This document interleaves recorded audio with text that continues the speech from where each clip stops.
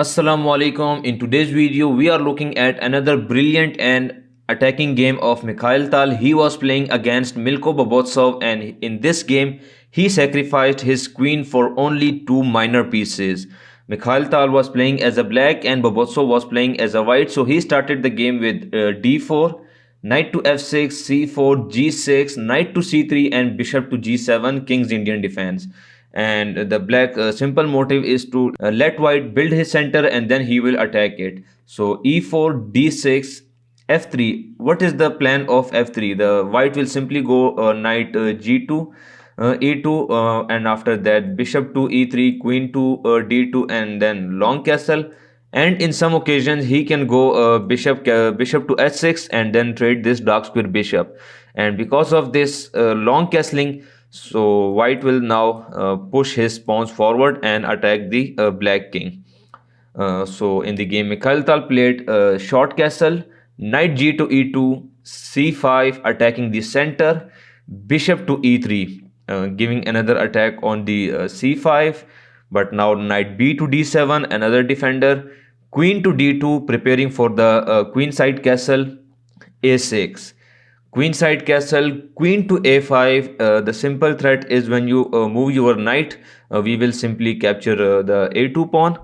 So now king to b1, defending the a2 pawn, and b5, knight to d5. What is the plan of Bobotsov? He was thinking that now Mikhail Tal queen has no defender, so simply he will capture on the queen capture on d2. But now knight captures on e7 check, king goes to h8, and now rook captures on d2, and that's how white will win a pawn.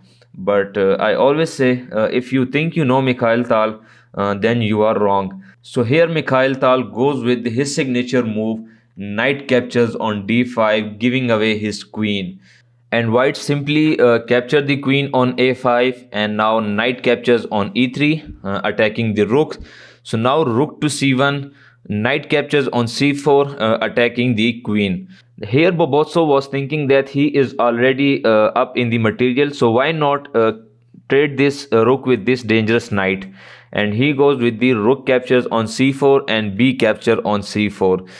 What this move does, that it opens this b file for the Mikhail Tal, and this is not good for the white. So here white goes with the knight to c1, rook to b8, bishop captures on c4, knight to b6, attacking the bishop, bishop goes to b3, and now bishop captures on d4. And here is a small tip for the beginners: always capture with the right piece. Let's see what happen if we capture with this pawn, but now we are blocking our own bishop diagonal, and the plan of pushing this pawn forward is no more. So it's very important to always capture with the right piece. Here white goes with the queen to d2, but now bishop to g7. Why bishop to g7? Because we want to push our pawn c4, and then our this bishop will be undefended. So first of all saving our bishop, and then we will go with the c4, knight to e2 and c4, bishop to c2, and now c3.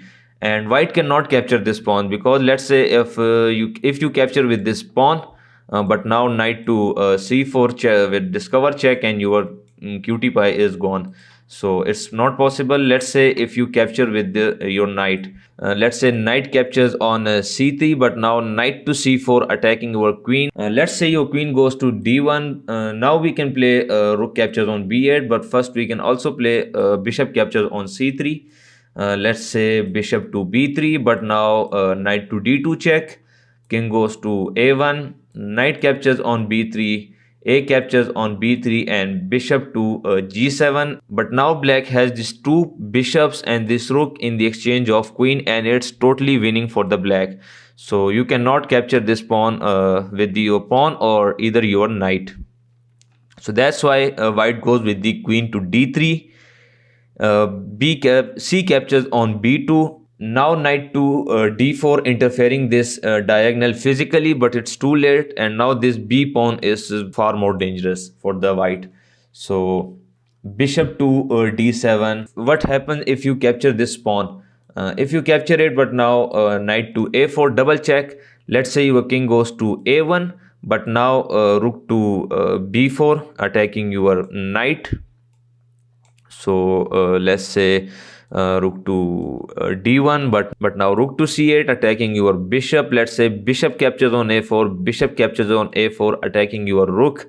So queen to a3, but now bishop captures on d4 check. Let's say rook captures on d4, rook captures on d4, and this position is also totally winning for the black because of this massive material advantage. So let's see what happens if you don't play king to a1, you play king to c1. But it will be a totally blunder because now black can play bishop to s6 check. Now it's forced to go king to d1, and now knight to d2 check, and your queen is gone. And this position is also winning for the black. So that's why you cannot capture our pawn. So white goes with the rook to d1, rook f to c8, bishop to d3, interfering this b file physically. So knight to a4, bishop captures on a4, bishop captures on a4 attacking your rook. So knight to b3, again interfering this b file with your knight. Now rook to c3 attacking your queen, queen captures on a6, bishop captures on b3, a captures on b3, and now rook b to c8, and our simple threat is rook to c1 check. And if you are thinking now you can give up on your queen, but now rook captures on c8. So now we are a piece up, and our dangerous pawn on b2 is still alive. And if you are thinking you can now capture this pawn, but now rook 3 to c6, and it's totally again winning for the black. So that's why you cannot play this. White goes with the queen to a3, but now rook to c1 check. Rook captures on c1, rook captures on c1, and this is where the white resigned. The simple threat is now he would have to play king to a2, but rook to a1 is a checkmate. Let's say if we promote b1 is equal to bishop is a checkmate, and b1 is equal to queen is still a checkmate. So that's why Bobotsov resigned in this position. I hope you like this brilliant game of Mikhail Tal, and if you like this game, please like this video, subscribe to our channel, and I'll see you in the next one.